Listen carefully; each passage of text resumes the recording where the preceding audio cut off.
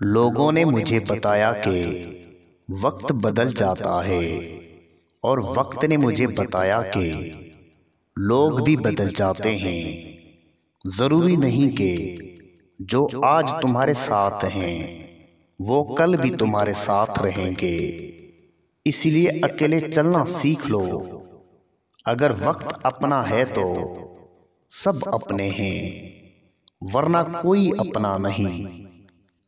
आप किसी को भी जबरदस्ती दो कामों के लिए मजबूर नहीं कर सकते। एक मोहब्बत और दूसरा इबादत, क्योंकि दोनों का ताल्लुक दिल और रूह से होता है।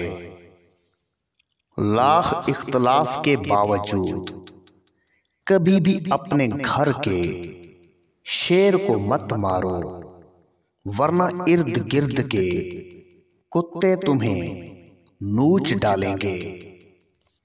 चल रहे हों तो ऐसे चलें जैसे आप बादशाह हैं, या फिर ऐसे चलें जैसे आपको बादशाह की भी परवाह नहीं है।